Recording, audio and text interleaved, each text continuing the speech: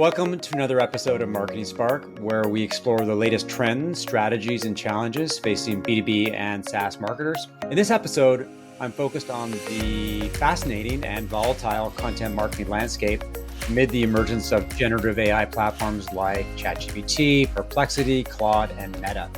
As AI continues to disrupt various industries, content marketing is no exception.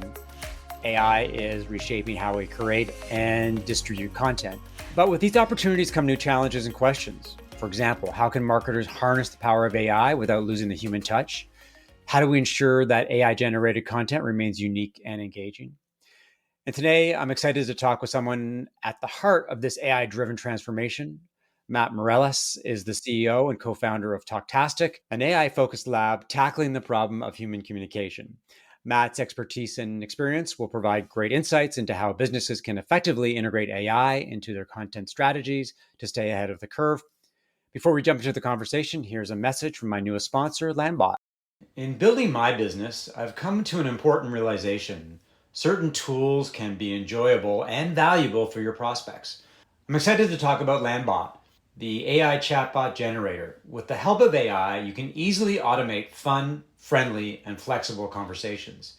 Engage your leads, answer repetitive questions, or provide around-the-clock customer service on your website, WhatsApp, Facebook Messenger, or any of your customers' favorite channels. The chatbots are super easy to design for non-technical people. I created mine in 15 minutes and could instantly deploy it on my website. If you want a hassle-free and intuitive AI chatbot that your customers will love, head to landbot.io/try or follow the link in the podcast description to sign up and create yours for free. All right, back to the show. Matt, welcome to Marketing Spark. Great to be here. Let's start by talking about your entrepreneurial journey and the stories of Talktastic. I talked to you before the podcast, and there are some interesting backstories. You're a venture capitalist and previously founded a startup that made dishwashing robots for restaurants. You've also been a paramedic in the Bronx and a reporter for the New York Times. Can you talk about your journey and get into what's going on with Talktastic? I understand that you're on the verge of launching a new and really interesting AI application. Thanks for that intro. I probably shouldn't be here as an entrepreneur. Like statistically, when I was in high school, my guidance counselor asked me what I wanted to do as a career, and I said I wanted to write the great American novel. She said that wasn't a career. In my 20s, I dropped out of Berkeley a couple times, fought forest fires in Montana, was an EMT in South Central LA, and I moved to New York City, worked as a 911 paramedic in the South Bronx in Harlem, went back to school, paid my way through college. And throughout most of my college experience, I was planning on being a journalist. I won some awards. I worked for the New York Times, Newsweek as a writer, photographer, started making video, multimedia, and doing multimedia storytelling. And I was in love with the idea of how we could use the internet and technology to tell stories in ways that were never possible before. And pretty quickly, I hit a ceiling in the old world, the old media world of magazines and newspapers, because I wanted to actually invent new things. So after finally graduating college at Columbia University in 2008, I did a summer program, a mini MBA for idiots at the Stanford Business School. I got exposed to Silicon Valley and startups, and I said, this is for me. And at the time, I had an idea where I wanted to make it easier for people to understand video and consume video faster and more like reading. I started a company called Speaker Text.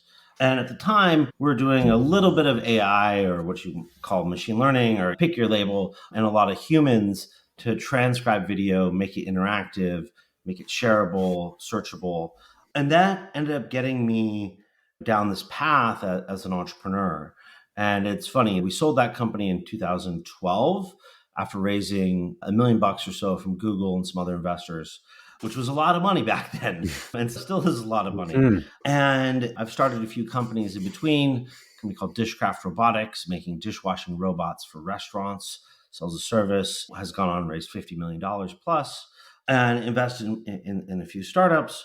And then In 2019, I co-founded what Oasis with my co-founder Yusuf, who had done some bleeding edge research in deepfake video detection when it was a very nascent field. And we built the first AI to detect deepfake videos back in 2018. And from that experience, we said, hey, everyone thinks about this technology as they look at the bad side of deepfakes and how it can potentially harm society. But as we dug in, we realized, wow, we could actually help people communicate more effectively than is really possible with any existing technology. If you have AI as a medium through which you communicate with other people, instead of losing information in that process of communication, you could actually enrich and expand that information rather than compressing and having this lossy compression. You could have this like super resolution of human communication. And that was a crazy journey. We started off doing deepfake video chat through AI avatars. We built the first AI models that could generate video in real time on iPhones. And then we learned that it's possible to physically melt the iPhone with an app. I was in 2021, I was demoing this app to Sam Altman, the CEO of OpenAI. Call was going great at the 3-minute mark. I was talking about potentially investing a lot of money in the company. And then at the 9-minute mark, he started complaining his hand was burning. And that was the last thing I heard before his phone crashed. And this actually happened up and down Sand Hill Road, where we crashed people's phones, and we discovered we we're actually physically melting phones, and had to go to Apple and say, hey, we built software that physically melts the iPhone and damages it, and that's not good. That was a whole adventure. Apple ended up using our software to QA their hardware because no one had ever tried to do this kind of push the on-device computing on the iPhone in such a way. But there's a lot of reasons why that sort of product didn't work, but we were still always had this idea of how do we help people communicate?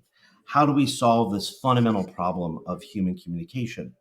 Because it's what we do all day, every day, is we try to communicate, we try to understand each other. And we're better at it than any other species that we know of. But in general, we're terrible at it. We suck at it. We constantly screw it up, whether it's our personal lives, our professional lives. And we still have this insight of AI can actually make us better at telling our story.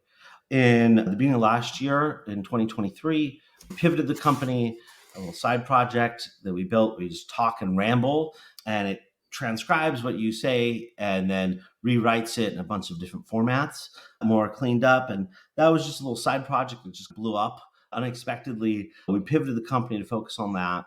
We launched that in April 2023. We invented the category of turning your rambling speech into polished writing. And there's a bunch of these apps. Now, over the next couple of weeks, we're going to be launching Talktastic and sort of rebranding the whole company to Talktastic.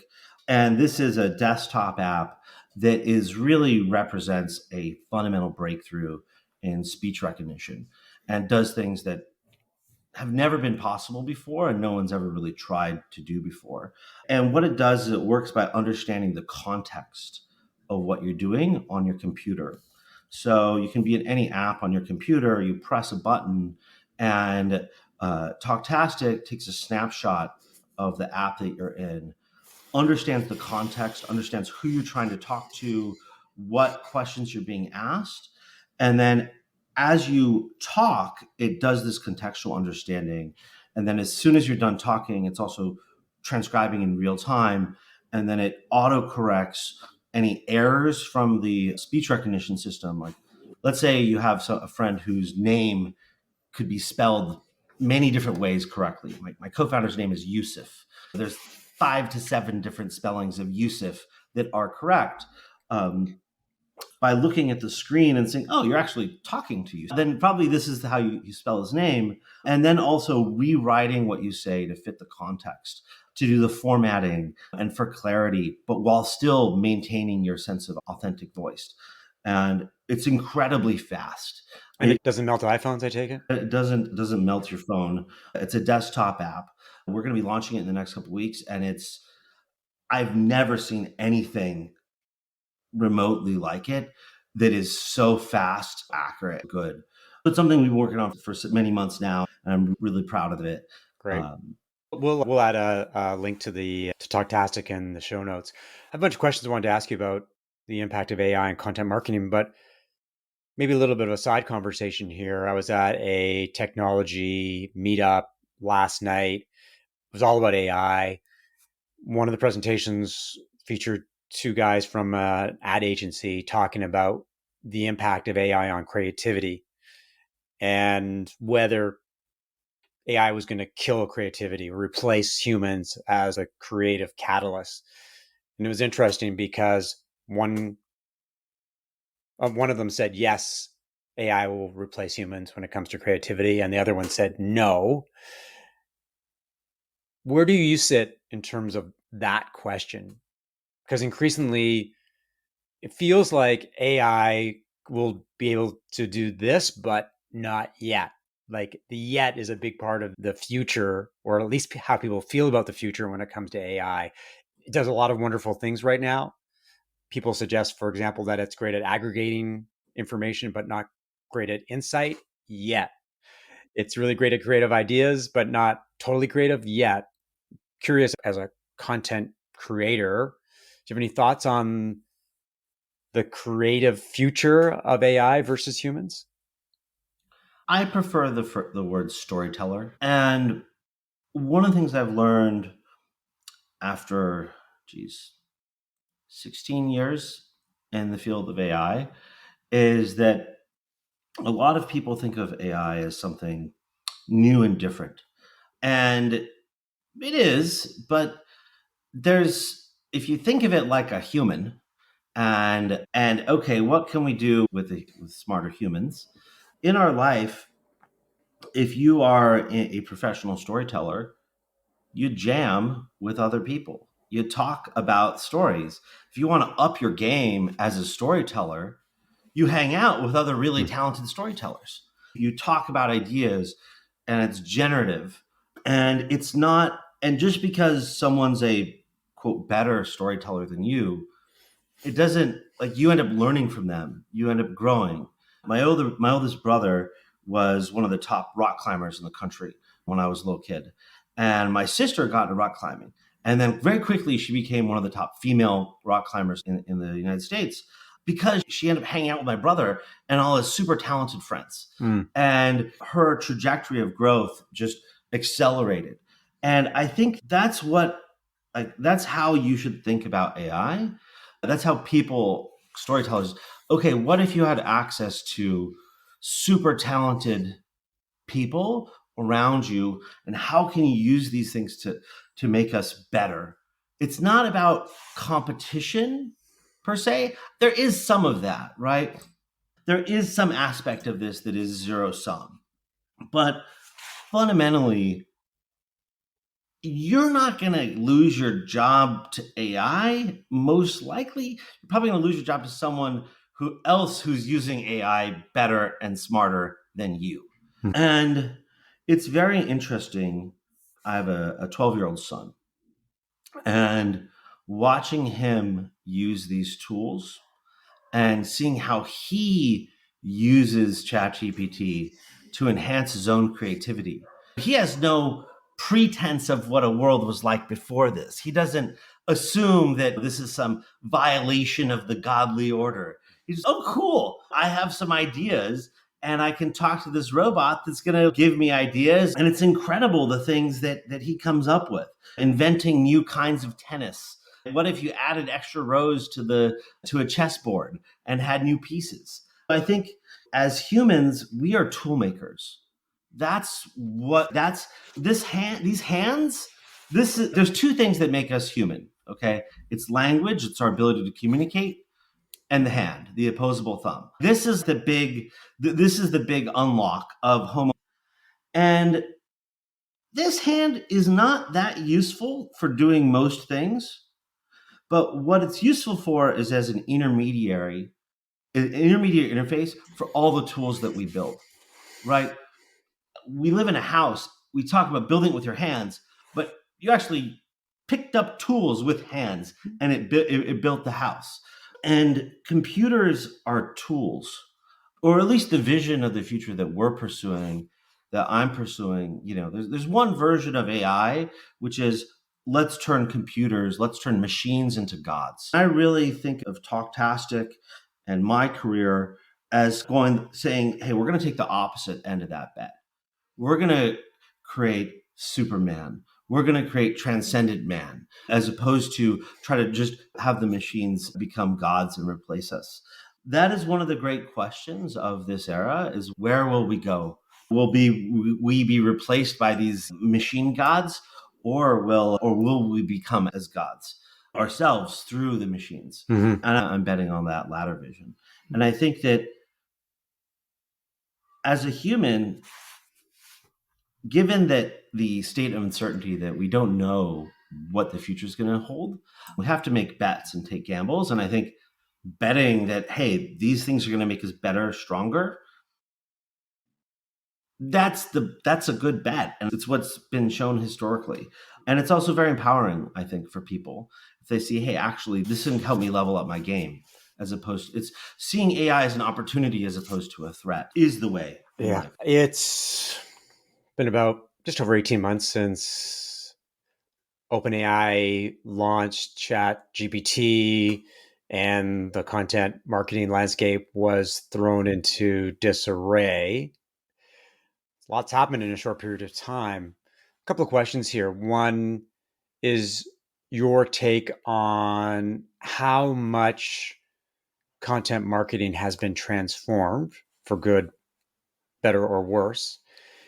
And as a storyteller, as a creator, what do you think are the biggest challenges that marketers face when integrating AI into their content marketing strategies and tactics? Very loaded questions, but I think we're at a juncture in which we're just trying to get our heads around where we're at and where we're going. Maybe a little bit of reflection on those two questions about the transformation of content marketing and some of the challenges facing marketers. It's a hard time. For a long time, search was growing, and search was a growing market. And you could tell stories that would be found by search engines and would become useful content. Now, and that's the era of 10 blue links, where you go to Google, you get 10 blue links, and you want to be one of those 10 blue links. Now, 95% of my Googling has been replaced by Perplexity, where I'm not doing the AI is doing the Googling and I'm getting answers. Sometimes I click through to the sources. But that's just beginning. We're the early part of the wave. And as someone who got my start looking at the kind of newspaper industry getting its ass handed to it by the internet, I became very, very aware and vigilant about thinking, how do we skate to where the puck is going, not where the puck is? And I think what's hard about that is all the money is still in the old way of doing things. No one has figured out where the money is in the new way. I'm just riffing out loud here, but thinking first principles. In the newspaper era, the byline, the author didn't matter. You were supposed to be faceless and just give information. And that got commoditized. Information got commoditized. Opinion became more valuable because it was unique. I think that trend is going to continue, because if you're just creating content that is informational, it is commoditized and it will be rewritten and ingested by models, and the value of it will just decline very rapidly. But sorting through the noise, having an opinion that's interesting, having a voice like yourself, having a relationship with people in a world where information is abundant, human relationships actually become scarce and valuable. And I think that there's so much information, there's so much content. It's going to be hard. I don't see how you win in if you're just information, I think you have to build relationships with people, and relationships are what's going to win. And that's hard to outsource. That's hard because you have to be different. You have to be authentic. You have to be interesting. You have to have a point of view. You have to stand for something. That's different than putting useful information on the internet. Yeah. I have talked a lot recently about the return of what I call people powered marketing and sales. For the last 15 years, data and dashboards have guided marketers. Green arrows are good, red arrows are bad, and they implement a series of hacks and optimizations to generate better results. And I think what we've lost as marketers is the willingness or the appetite to talk to customers and prospect and make connections, because especially in B2B and SaaS, is that it's all about relationships. I always refer back to the adage that people buy from people, don't buy from companies, especially when it comes to B2B and SaaS. I think I agree with you. I think that relationships and personality make a difference and will help you differentiate you. And that stands in contrast to the future of content. For many years, content was king, and a lot of companies leaned hard into content and it worked for them. But what I'm concerned about is AI makes it easy to create content at scale. For now, a lot of that content is very generic, vanilla ice cream in a world of Ben and Jerry's. The question for people like you and I, how do we as storytellers and creators develop unique, high quality, insightful, interesting, engaging content as one thing we need to do, but also the ability to get it in front of the people that matter to us. There's a production challenge, but there's also a distribution challenge. Does AI help us do that? Does AI make that increasingly challenging? Should I be optimistic as a content creator or pessimistic? There's a lot of sort of big questions that we're in the midst of. Very philosophical. That's the world in which we live. In a world where anyone can create filler, generic content, authenticity really wins. And authenticity is special and valuable. And again, that's why we talk about content, but how do you get people's attention? You can have big flashy things, but being human, being authentic, people are attracted to that. That's something that I personally think a lot about, is how do we create and build AI systems that actually allow us to be more authentic and that don't make us sound generic. Don't take our ideas and make them sound boilerplate and like everyone else, but actually how do we magnify the authenticity, magnify what's unique and human about us. Honestly, that's a lot of what I've spent the last 6 months working on with Talktastic is, how do we make what you say help you be more clear without making you just sound generic? Because if I look critically at the kind of first version of Oasis that we shipped, the kind of previous generation product, you'd talk and ramble and it would take what you say and make a professional email or blog post, but it didn't do a great job of capturing your voice. It stripped out your voice. It was like an Instagram filter that was too strong. Like you lost your identity. And that's a problem we've worked really hard to try to solve. And I think with Talktastic, we've made some real strides in that. Because I do think that anybody can sound like ChatGPT. How do you sound like you? And how do you communicate in a way that's authentic, but that removes the effort of communicating, right? If you're a writer, if you're a creator, you spend a lot of time thinking about how do I sound? How do I say this? How do I tell the story in a way that gets people's attention and it creates an emotional experience or psychic experience for the other person. And that's a lot of work to wordsmith that and to make it, for most people. Mhm. And that's something where I think AI can really help us. Now, in my ideal world, it's almost like Neuralink without the wires. You have the thoughts, you talk them through, you think them through, but then the work of actually formatting them or writing them for a LinkedIn or Twitter or what have you, that's solved. Now, that said, there is something to the act of writing and putting things into words that actually helps you think through the thoughts and ideas and battle test them. That's something I also think about, is how do we make sure that we're actually helping people think through their thoughts. And the act of writing has value. It's hard, but some of that hardness actually is important. A lot to unpack there. I will say that around your last point, I'm an externalist. I spend a lot of time taking notes, and I still take notes, like pen to paper, taking notes. I just find that the link between my brain and my hand and paper, there's just a different type of connection when it comes to that kind of exercise and really allowing your ideas to flow through onto the paper.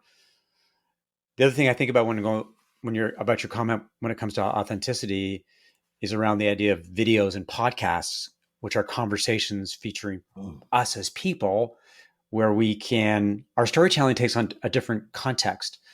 And I think that's why I think video is a very exciting place to be these days, why podcasts are continuing to gain ground. So lots and lots of time to think about there. I guess one of the things that let me just, as a disclaimer, maybe before we get going, one thing I should say as a disclaimer is that I am a user of Oasis. I love the way that it can allow me to, in a very spontaneous and proactive and reactive way, Yeah. turn my words into content and have them come out as my voice. It sounds Yeah. like me as opposed to ChatGPT. So I will say that. The other thing I will, as another disclaimer, is that the reason that Matt and I are talking today, or one of the reasons, is that when I signed up for Oasis, I got an email, one of these onboarding emails that you get from every SaaS company. And in it, Matt said, if you want to talk to me, I'm happy to do it. Here's my calendar link for a 15-minute conversation. I thought, this is a pretty cool guy doing a pretty cool thing. So I booked the time. When we jumped on the call, I asked Matt whether this is something a lot of people took advantage of. And he said, no, I was one of the few people to do it, which is a very good marketing hack when you think about it, making yourself accessible. I just wanted to make that clear about our relationship and my experience with Oasis.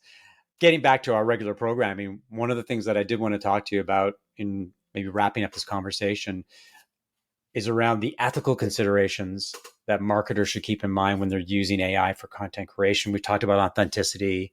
We've talked about having the power of your own voice. Do you think about ethics? And what are your thoughts in terms of philosophically how marketers should approach AI when they're developing content? At the end of the day, everyone has a choice. Do you want are you gonna tell the truth? Are you trying to tell the truth more clearly, or are you trying to deceive? And really, to me, that's the core question that anybody telling a story or marketer needs to ask is, if you're trying to tell the truth, you're trying to understand things, then there's a duty of checking the work and making sure that things are actually accurate, especially if you're going to make canonical statements. If you care about your customers, if you care about being honest, then you should follow that and make sure that you do a good job. You're giving people information, and it should be good and it should be useful. If you don't, I don't really have much for you, but these are not new problems. With AI, there's potentially questions around copyright, around like fair use. The courts have not decided on that. I have a feeling that most of what people complain about will end up being fair use. But these are very difficult technical questions. You have books on your shelf behind you. You have learned from them and you apply those learnings and you borrow them in your future work. That's what AI does. It reads, it looks at pictures, it learns. I think that's fair use. But it depends also on the specifics of the model. And I don't know, I think the courts will end up deciding that specific class of issue. Was there a specific aspect of ethics and morality that you were thinking of as you said that? I guess nothing is really original. We're reinventing what's already happened in the past, but I think it comes down to whether it's your work or whether it's the work of many people that have been mashed together by generative AI. I think that's where I'm coming from, because I think a lot of writing right now is people are positioning themselves as the authors of that content, but really they're really aggregators of content as opposed to anything else. Mm. And that's, I think, the biggest ethical issue that I think about these days. Just like people going, hey, ChatGPT, write me an article about blah. It's the robot doing it.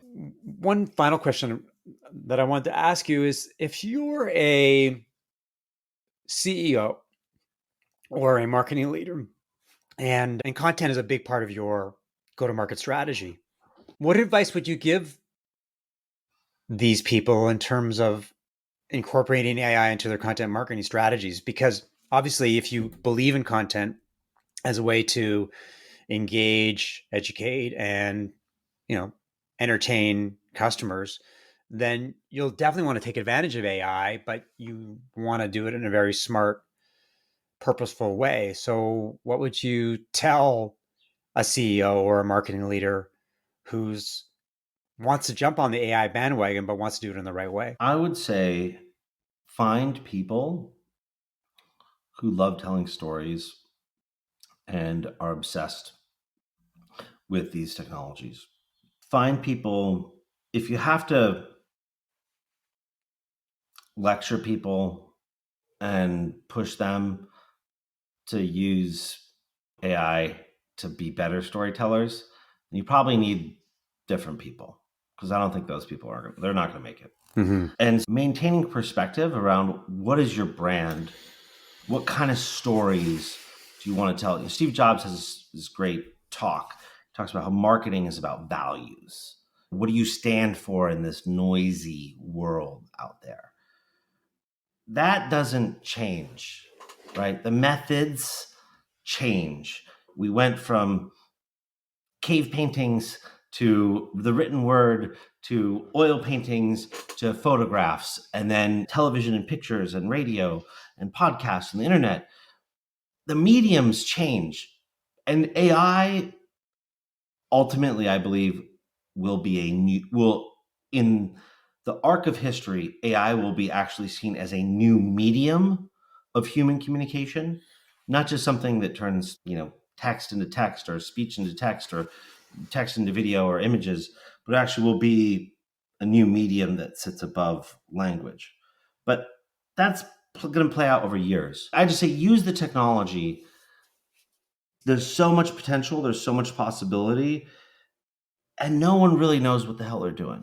Yeah, that's true. It's all undiscovered country, and Yeah. that's amazing. Go explore the frontier, make something awesome. Yeah. Well, it feels very much like when the web first emerged and the possibilities were endless. So fascinating time, fascinating conversation about the use of technology, the ethical considerations, and where we're going. Where can people learn more about you and Talktastic? Our website is talktastic.com. I'm on Twitter at Matt Mireles, MatMireles. Talktastic's on Twitter at Talktastic AI. I'd love to have people hit me up and try out the product. Hopefully by the time this podcast is live, we will start opening up invites to the public beta. Sounds great. Thanks, Matt. Really appreciate it. And thanks everyone for listening to the Marketing Spark podcast. If you're a B2B SaaS company with $1 to $10 million in revenue, looking for strategic and tactical expertise and experience to jumpstart your marketing or scale, we should talk about how I can help you as a fractional CMO and strategic advisor. You can reach out to me via email, mark@markevans.ca, connect with me on LinkedIn, or visit marketingspark.co.